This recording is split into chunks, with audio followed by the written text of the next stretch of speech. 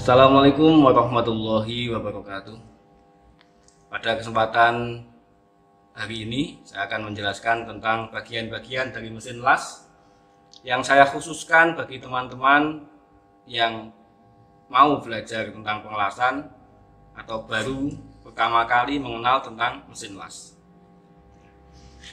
Untuk mesin las ini ada beberapa bagian. Di antaranya adalah ini holder las atau pemegang elektrodanya. Nanti seperti ini. Pemegang elektrodanya ya. Seperti ini. Kemudian ada bagian yang ini adalah bagian klem massa.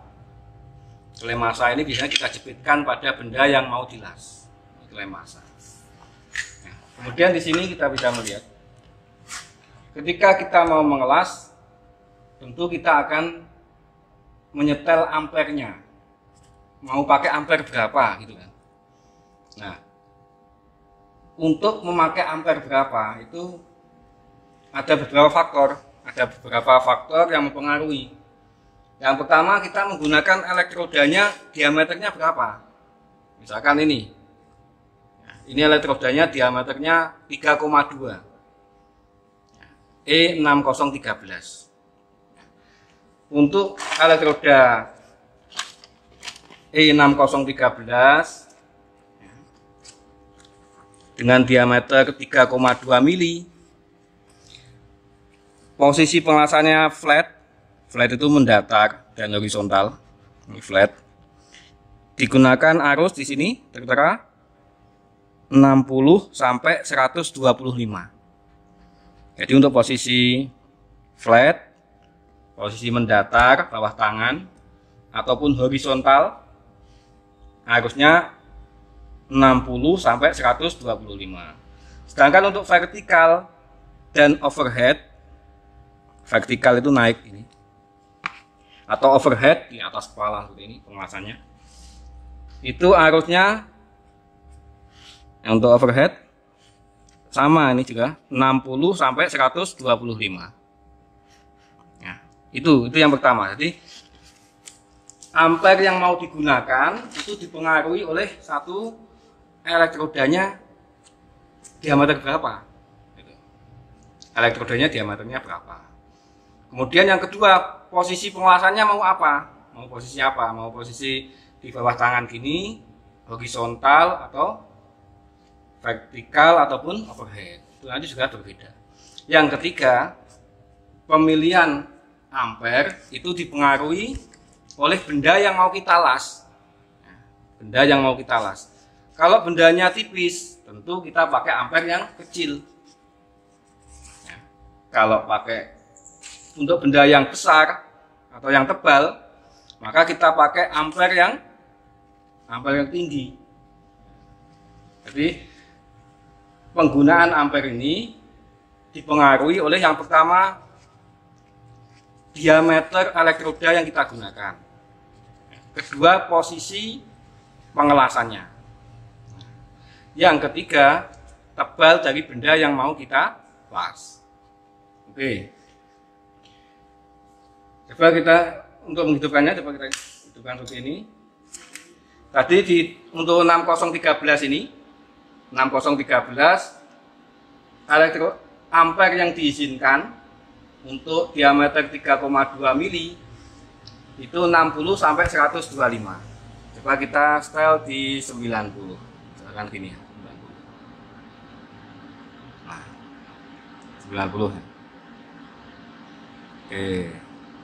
Nah, 90. Seperti ini. Kemudian elektroda ini kita pakainya E6013. Ini ya, E6013. E6013 itu artinya apa? E6013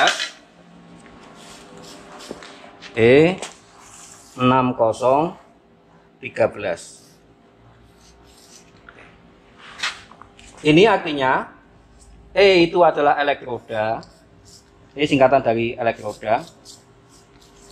elektroda. Nah, ini ya.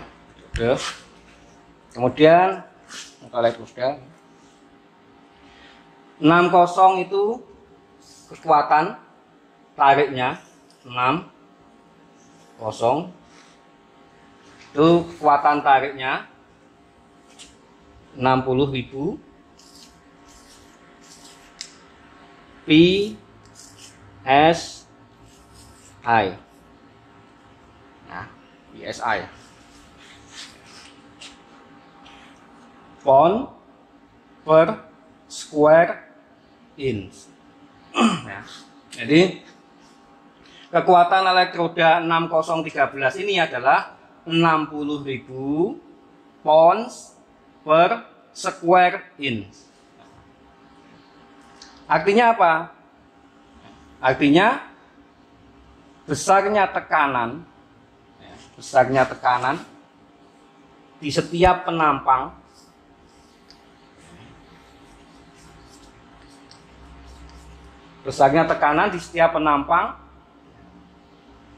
satu in kuadrat, 1 in persegi itu adalah 60.000 pounds. Jadi 60.000 PSI ini artinya dalam satu bidang in kuadrat ini itu adalah 60.000 pound. 60.000 pound. Ini sama dengan 0,0703 kilogram per sentimeter persegi.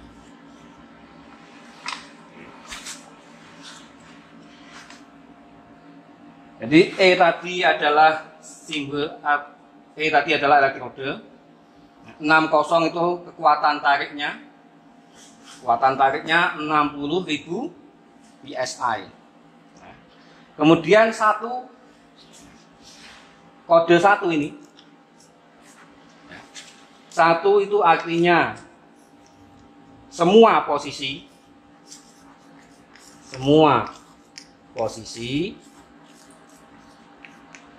Kemudian kode 2 itu untuk flat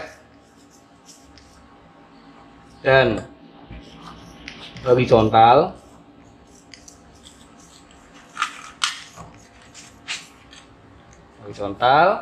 Kemudian kode 3 ini hanya untuk flat saja. Ya. Jadi 6013 untuk elektroda 6013 ini E6013, maka ini bisa digunakan untuk semua posisi. Nah, kemudian 3 ini apa artinya? 3 ini adalah fluknya. Ini fluknya yang ini. Yang menyelubungi besi inti ini adalah fluk. Nah, untuk 3 itu fluknya adalah high titania potasium. Jadi kita gambarkan sini ya kan? 3 ini ya. Posisi 3 ini. 3 itu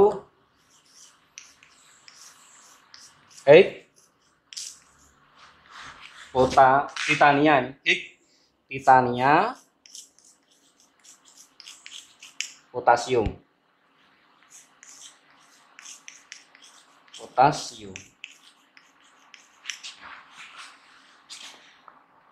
Kita juga mengenal elektroda yang biasa digunakan juga ini E7018 dan E7016.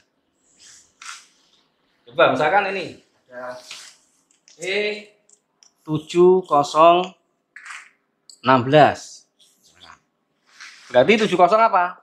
70 itu kekuatan tariknya yaitu 70.000 PSI. Itu. Kemudian 1 artinya posisinya ini untuk semua posisi. 1 ini. Kemudian 6 itu kandungan fluknya. Misalkan 7016 ini. Ini elektroda 7016. 7016. 6 ini adalah fluknya. Fluknya apa? Untuk kode 6, ya, kode 6. Kode 6 itu fluknya adalah low hidrogen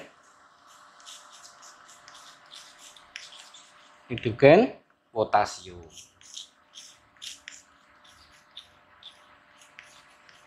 Oke. Nah, kemudian misalkan ada E70. Ini misalkan E7018. Seperti ini misalkan. Ini elektroda E7018 LB52 E7018. Diameternya 3,2 ini. 70 itu adalah kekuatan tariknya, berarti berapa? 70.000 PSI. Kemudian 1 artinya posisi pengelasannya adalah untuk semua posisi, segala posisi. 8 ini adalah kandungan fluknya. Ini fluknya. Nah, khusus untuk 8 ini sama dengan 6 sebenarnya.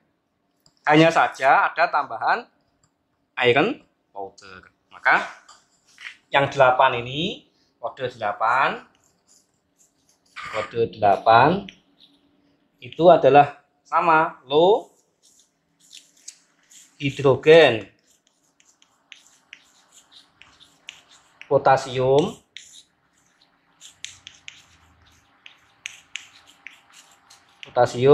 tapi ada tambahannya yaitu iron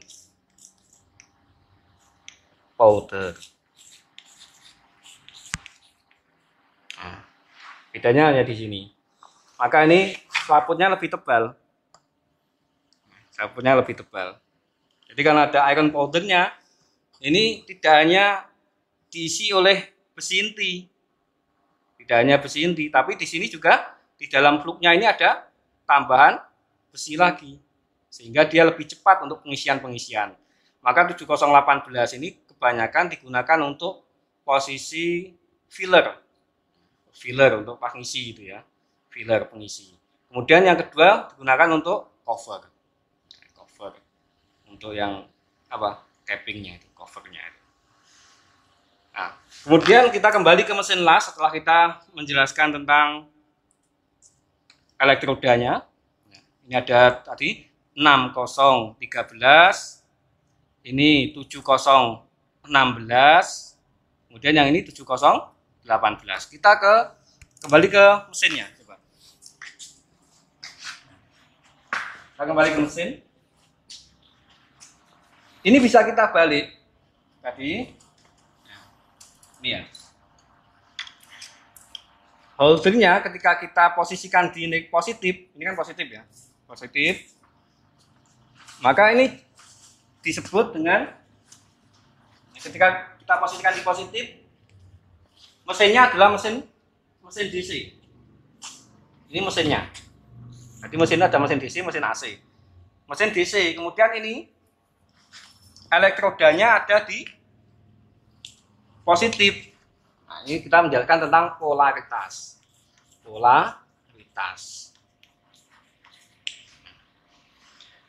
Mesinnya DC, elektrodanya ada di positif, kita singkat elektroda positif, EP. Maka polaritasnya untuk seperti ini namanya DC-EP. Misal ini kita balik. Nah, balik. Ini. Kita balik.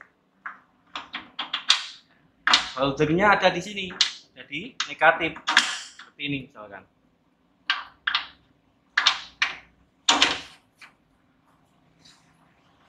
Ini holdernya sekarang ada di negatif. Maka polaritasnya adalah DC elektroda negatif, disingkatnya EN. Nah, kemudian penggunaannya untuk polaritas ini apa? Penggunaannya kalau polaritas DCEP, kita DCEP dulu. Ini 70% panas, 70% panas yang dihasilkan dari mesin ini, itu ada di elektroda, 70% panas di elektroda.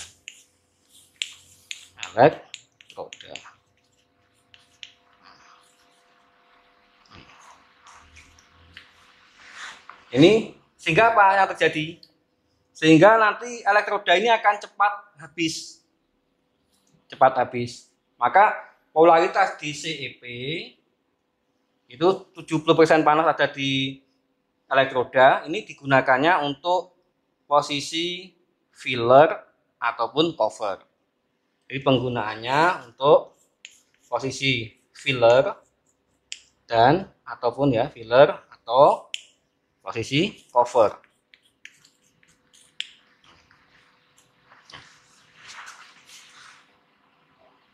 Sedangkan untuk DCEN ini 70% panas yang dihasilkan. Ini 70% panas. Ini di benda kerja. Benda yang kita las. Benda kerja ya. Nah. Kemudian 70% panas di benda kerja sehingga bendanya itu panas. Sehingga bendanya panas cepat lumer. Artinya penetrasinya menjadi dalam. Ya, kalau 70% panas di benda kerja, maka penetrasinya dalam. Penetrasi dalam. Nah, kalau ini berarti penetrasinya dangkal. Yang ini. Kalau pakai EP, penetrasinya dangkal. Untuk EP ya. Penetrasi dangkal.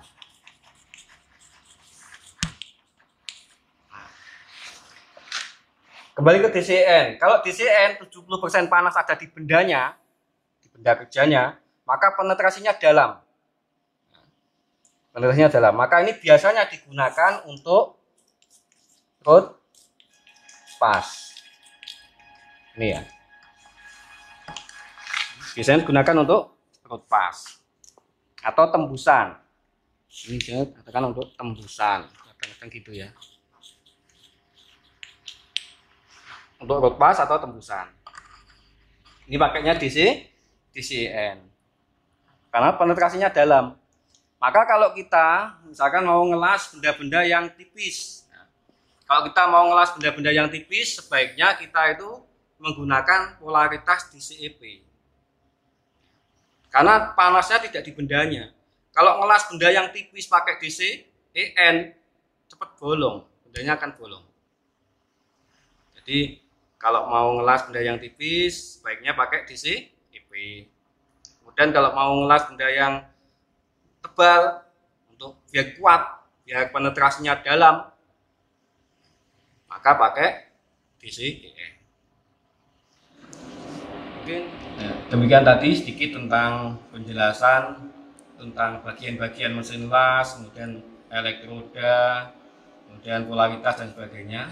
Semoga ada manfaatnya dan terus belajar. Nanti kita sambung di video selanjutnya, yaitu tentang penyalaan elektroda. Bagaimana kita teknik dalam menyalakan elektroda. Dan ini khusus saya buat untuk teman-teman yang baru belajar tentang pengelasan. Jadi memang yang baru sama sekali belum pernah ngelas. Oke. Kita akhiri. Wassalamualaikum warahmatullahi wabarakatuh.